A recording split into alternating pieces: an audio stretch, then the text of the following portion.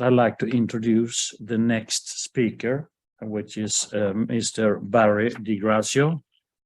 He's Opportunity Development Manager at Siemens Energy. Siemens Energy Hydrogen Production Technology. Take it from here, Barry.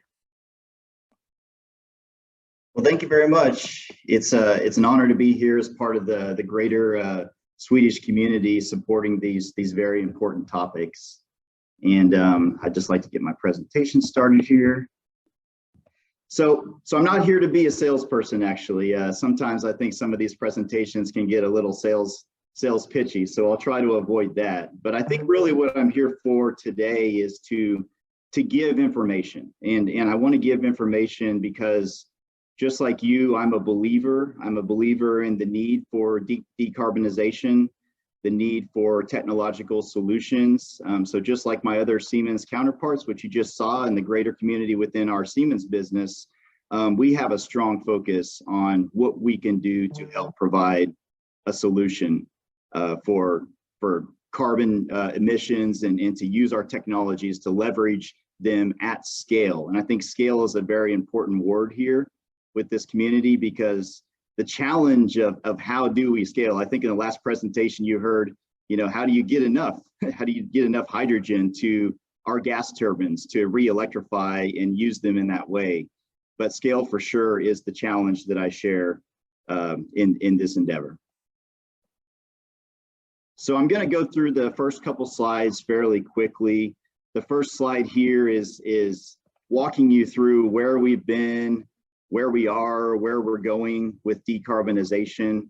And so the first few bullets of things that we're doing in the energy sector to increase renewables, to increase efficiency, to, at some cases, target carbon for carbon capture or sequestration, those are all efforts under the works, and they're greatly commercialized and they're broadly known.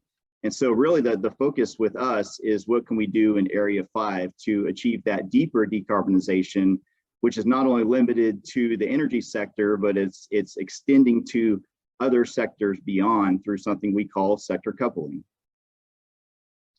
So here's the three, I would say, primary key uses of hydrogen. And I'm reiterating, I think, some information that most of the audience already knows, but the three primary uses are either as a fuel, or it could be a fuel application as an e-fuel to mobility sector or to fuel cells, or as a feedstock to other industries through, let's say, chemical synthesis processes to replace what's existing as gray hydrogen with green hydrogen. And also, and one of the focuses of this conference is to focus on the storage application of hydrogen and how it enables the longer term storage of hydrogen versus other technologies that are available.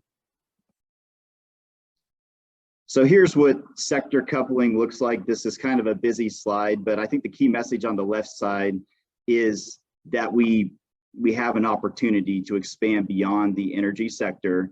Currently, we're accounting for 40% of the emissions in the energy sector, but there's that other 60% beyond. And how do we get there, and how do we focus on that other 60%? Well, it's through sector coupling. And this is exactly our message here is how do we do that? We use hydrogen, and we can, what we're calling power to X, enable the use of hydrogen with other industries. So what the process looks like, we play in all three of these areas.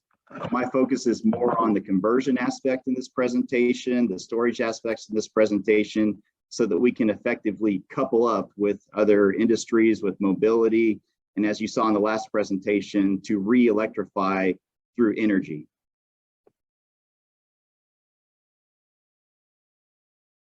So this is the hydrogen value chain. It's quite extensive, and I would say that we have a broad portfolio that can effectively impact all of these areas. But it's something that we can't, do on our own initiative. There is a huge infrastructure, there's a huge ecosystem around this value chain, and it requires a lot of partnering. Some of the messages you might see from Siemens Energy recently through LinkedIn or other platforms, our CEO, Christian Brook, is very adamant that the time is running out, that we have the need to intensely start scaling up and start employing what we're capable of. And I think there's also a message that we can't let those typical commercial barriers stand in the way of good collaboration and start to foster more strength together to really go at this hydrogen value chain. So I won't read all the itemized details of this slide, but I want to share with you, and of course this will be available after the presentation.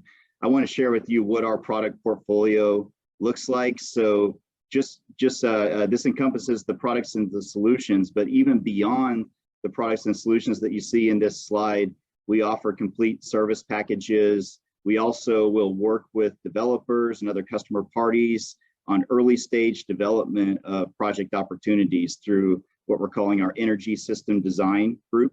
So we can perform early techno-economic studies. We can support topics like permitting. And so we're trying to offer, and a financing solution is another one. So we're trying to offer a broad solution to the market for all of these product lines and solutions. And then also we're a design company, we're a solutions company at heart. So we have the ability to wrap together these technologies.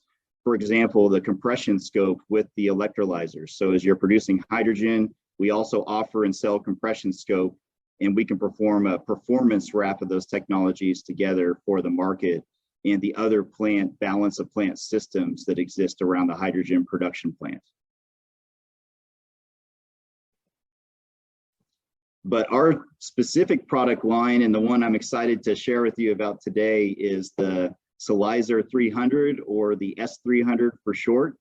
So there is a generational history of electrolyzers with Siemens. So we started out with very small pilot scale, just like everybody else, but then we were able to commercialize and produce the S200 variety nearly 8 years ago now. It's been in commercial operation for our first S200 project. And now this is the next generation. Whereas the S200 was approximately 1.5 megawatts of power demand, the S300 is a lot larger, 17.5 megawatts. It also produces 335 kilograms of hydrogen per hour. But what this system does is it enables scaling and development of larger plants and larger systems. I will show you in an upcoming slide how we can wrap that all together in a plant. So what you're looking at right now is approximately 8 meters wide, 15 meters long. It's about 5 meters tall, and that breaks down into 6 module groups. So there's 24 modules total, but there's 6 module groups. And each one of those module groups is truck shippable size. So you can ship them anywhere in the globe to any project site with the sizing and dimensions of this.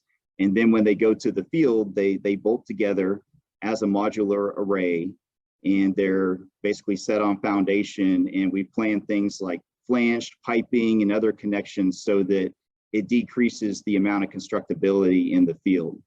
But one of these arrays will produce 335.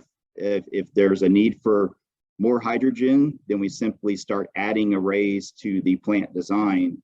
And what you'll see in those cases is a lot of synergies for scaling up with plant designs because of things like common systems, common electrical systems, common BOP systems like DMIN or cooling water.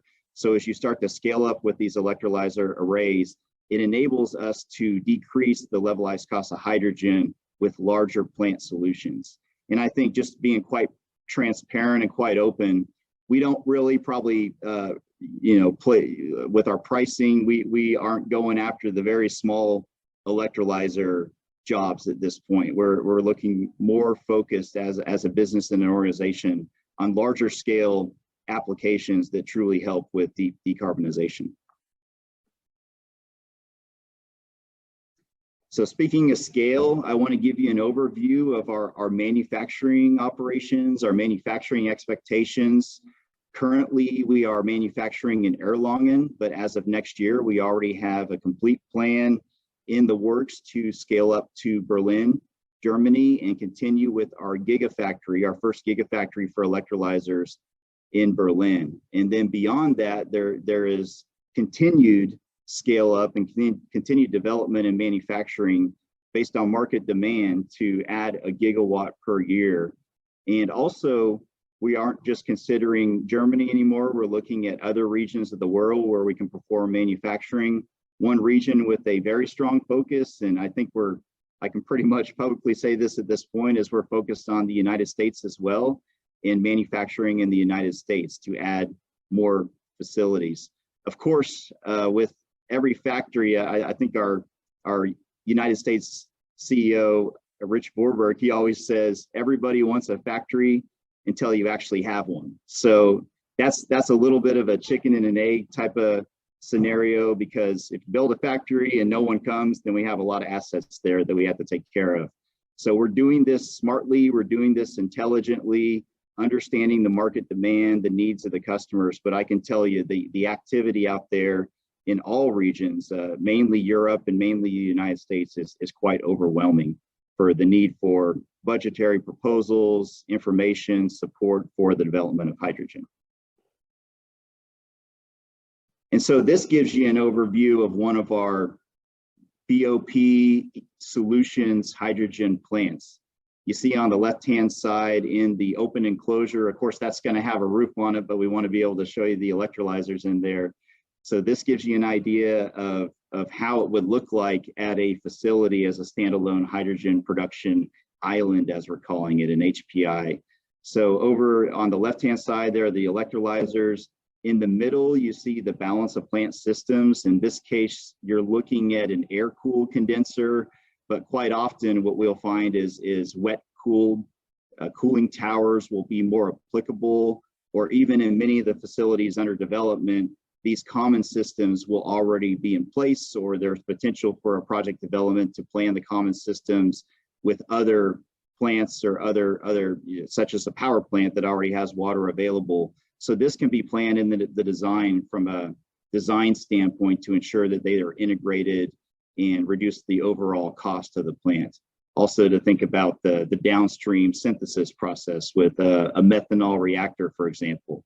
So there's opportunities to work together and to make designs that consider the whole facility, not just the hydrogen production facility. On the right-hand side, you see storage, and storage is our topic, and it's a very important topic for us because there needs to be a lot of hydrogen storage if you're going to store it. So there's potential to do it underground, in caverns. In this case, these are modular, truck shippable storage vessels, and there are a lot of cost challenges that come with doing it in this manner. So, but just to give you an idea from a reference plant perspective, this is what the storage would look like. So a couple of our example projects here, we have H2 Future, which is in Austria, and it's been in operation for quite some time, ever since 2015. And this was one of our, 2019. This is one of our flagship projects, and it's the flagship project for the S300. Currently in operation, currently being monitored. We're learning a lot from this plant. We're learning from operation. So far, so good. And this is a very unique project down in southern Chile. So down in the area of Chile where it's very barren and there's a lot of open land and there's a lot of wind in that area of the world. So we have enacted a pilot project. It's a very neat project that involves Porsche as one of the key investors, and Highly Innovative Fuels, HIF, as the customer party and the developer of this project. So while this is one wind turbine and it's pilot scale right now, very cool plant concept. So it combines hydrogen, it combines direct air capture with a direct air capture supplier together in a synthesis process that equates to e-fuel. And my understanding is this e-fuel, it can be used in any legacy vehicle. So if you think about Porsche, in their objectives with a project like this, they're looking at their legacy fleet, because still a lot of Porsches exist on the road today, and they're not going to be replaced by electric vehicles anytime soon. So, and there's a lot of loyal Porsche customers that would rather keep their vehicle, and here's a green solution to providing that e-fuel. So overall, the punchline is we're trying to scale up, and we're trying to do that smartly. and we understand there's a whole community and an ecosystem and a partnering infrastructure around scaling up our operations. But we're ready. We're ready to meet the need. We're ready to meet the demand, and we want to look forward to how we can do that together in an intelligent way. So already in the US market, I know in the European market, there are incentives that help us with this situation and start to enable the economic evaluation of hydrogen projects to go. So that's a huge benefit, huge adder to our opportunities here in all the markets. But there are also efforts within our organization to increase our manufacturing capacity, as I showed you. And overall, we're true believers as an organization that sector coupling can be effective, and we can support with the technology to do that. I'm happy to take any questions about electrolyzers, about our business. I'm representing the Americas side of the business for sustainable energy systems, but happy to follow up and take any questions and get more into the technology or just have a quick chat. So I appreciate all your time. Thank you very much for the opportunity.